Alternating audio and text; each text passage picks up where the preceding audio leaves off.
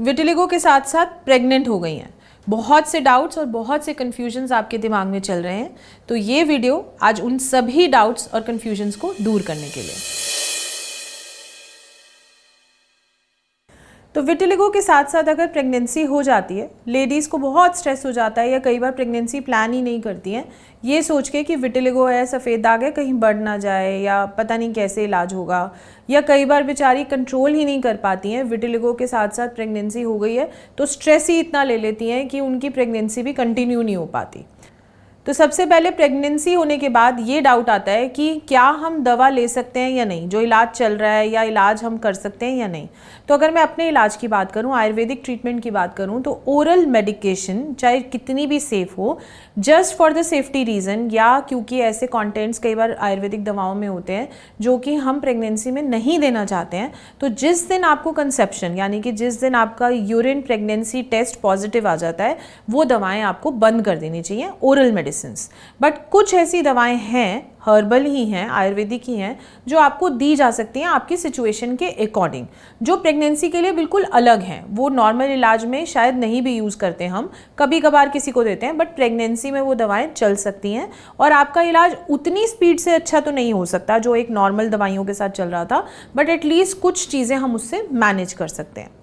Next बहुत common एक जो कंसर्न रहता है कि अगर हमारी जो लेडी डॉक्टर है जिनको वो अपनी डिलीवरी के लिए प्रेगनेंसी में जहाँ पे जाके दिखा रही हैं कि उन्होंने अगर कोई मल्टीविटामिन या बच्चे के लिए कोई दवा हमें दी है प्रेगनेंसी में, तो क्या हम वो ले सकते हैं या नहीं। तो यूजुअल जो एक मेडिसिन चलती है वो फॉलिक एसिड की चलती है, जिस दिन आपकी प्रेगनेंसी रिपोर्ट पॉजिटिव आती है वहाँ से जो मेन एक दवा है वो चलती है, वो आप इजीली ले सकती हैं। और अगर आपकी कोई डॉक्टर ने अलग दवा लिखी भी है वो आप मुझसे डिस्कस करके मैं आपको बता सकती हूँ कि इसमें अगर कोई चेंजेस करने हैं, और अगर नहीं भी तो आपकी डॉक्टर को आप अपना कंसर्न बता सकते हैं कि बहुत ज़्यादा जो खट्टी दवाएं हैं वो आपको ना दें। नेक्स्ट कंसर्न ये आता है कि हम अपनी डाइट कैसे मेंटेन करेंगे। तो जो मेरी एग्जिस्टिंग पेशेंट्स होती हैं, अगर वो ट्रीटमेंट के दौरान प्रेग्नेंट हो जाती हैं तो उनको एक स्पेसिफिक डाइट चार्ट दिया जाता है जिसमें कि ये बताया जाता है कि कौन सी चीज़ें आपको अब बिल्कुल नहीं खानी है, कौन सी चीज़ें आप थोड़ा बहुत खा सकते हैं और कौन सी चीज़ों को आपको थोड़ा बहुत लेना ही चाहिए। क्योंकि कुछ चीज़ें हैं जो मैं बिल्कुल मना करने लग जाती हूँ, जैसे तुलसी का पानी, पपीता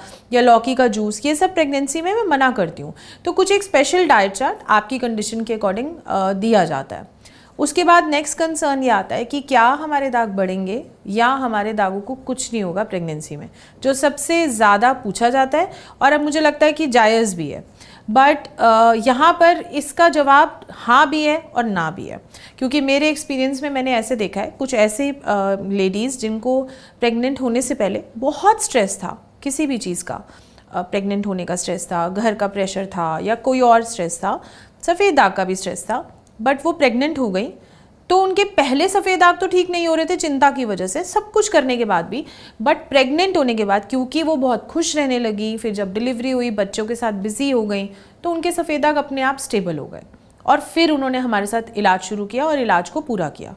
पर वहीं पर ऐसे केसेस भी हैं कि जो लोग बहुत चिंता में पहले रहते हैं वो प्रेगनेंसी में भी चिंता में ही रही, उनकी प्रेगनेंसी में भी कोई कॉम्प्लिकेशंस आ गई और उनके दाग बढ़ गए, तो ऐसा भी हो सकता है। और ऐसे भी केसेस हैं जिन्होंने मुझसे बहुत लंबा समय इलाज लिया, बीच में प्रेग्नेंट हुई और उनका इलाज रुका और जब बेबी डिलीवर हुआ उनके दाग ना घटे ना बढ़े, सिमिलर सिचुएशन में रहे और वापस से उन्होंने इलाज कंटिन्यू किया। तो कहने का मतलब ये है कि तीनों ही बातें पॉसिबल है। आपके दाग बढ़ भी सकते हैं, आपके दाग सेम भी रह सकते हैं, आपके दाग घट भी सकते हैं, बट इसका कुछ ना कुछ कंट्रोल आपके हाथ में भी है। वो कैसे कि अगर आप चिंता में रहती हैं, भले आप प्रेगनेंसी से पहले, प्रेगनेंसी में, प्रेगनेंसी के बाद, सफ़ेद दाग का इलाज पॉसिबल नहीं है। आपकी बॉडी, जितनी भी हीलिंग आपकी बॉडी में होनी चाहिए वो आपकी थॉट से, मतलब आप दिन भर क्या सोचती हैं, खाना जो भी खा रही हूँ बट उसको कैसे खाती हैं, कितनी चिंता में खाती हैं, क्या सोच रही हैं, क्या फील कर रही हैं, उससे बहुत ज़्यादा असर आता है। तो मेरी ये सलाह रहेगी कि अगर आप कंसीव करना चाहती हैं बिना टेंशन के करें, बट जो इंस्ट्रक्शंस मैंने दिए उसे फॉलो करें। अगर आप ऑलरेडी प्रेग्नेंट हैं तो आप इन सब बातों का ध्यान रखें और अपनी नेक्स्ट कंसल्टेशन में मुझसे कोई भी सवाल अगर प्रेगनेंसी से रिलेटेड हो तो पूछ लें।